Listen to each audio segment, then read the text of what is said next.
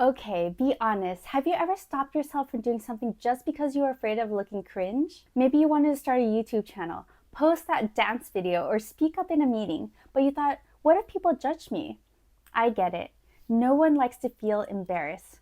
But here's the truth. Every confident person you admire has been cringe at some point. The difference? They kept going. Hi, friend, and welcome to the Elma Joy podcast, your go-to space for self-improvement, self-care, and productivity. I'm Elma Joy, a working professional, life coach, and content creator in San Diego, California. Today I'm giving you 5 tips that will help you be fearless, take action, and embrace the so-called cringe, because that's where real confidence is built. Let's get into it. Tip 1. Reframe the cringe as growth. Think about it. Everything feels weird at first. The first time you tried to ride a bike, cringe. The first time you spoke a new language, also cringe. The cringe phase is actually proof that you are growing. If you never cringe, it means you're never trying anything outside your comfort zone. For example, I used to overthink posting videos because I thought my voice sounded weird. Then I realized even my favorite creators had awkward early videos.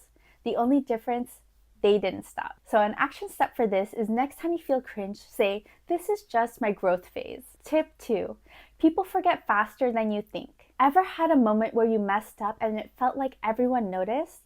Here's the truth. They forgot in 5 minutes. The fact is people are too busy worrying about themselves to analyze your every move. For example, remember that embarrassing moment from years ago? Now ask yourself, do you remember someone else's embarrassing moment from the same time? Probably not. An action step for this is next time you overthink, remind yourself, no one is replaying this in their head like I am. Tip 3. Shift from impress to express. The biggest confidence killer? Trying to be perfect. The most charismatic people aren't the ones trying the hardest. They're the ones that are having the most fun. For example, think about your favorite YouTuber or speaker. Are they flawless? No, they are themselves, and that's what makes them interesting.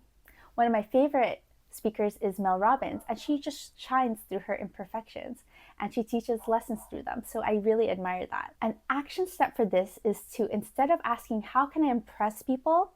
Ask yourself, how can I express myself? Tip 4, collect small wins. Confidence isn't a switch, it's a muscle. You build it by taking small risks. For example, if speaking up in a meeting feels scary, start by making a small comment. If posting a full video feels too much, start with a short clip. An action step for this is to write down one small action you can take today to step outside your comfort zone. Then do it. Tip 5. Redefine failure. What if failure wasn't the opposite of success, but a necessary step towards it?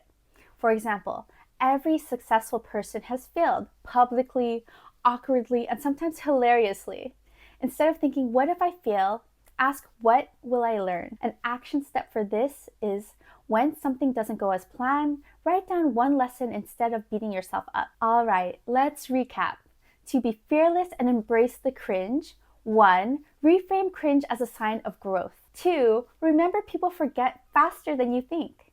3. Focus on expressing, not impressing. 4. Collect small confidence wins.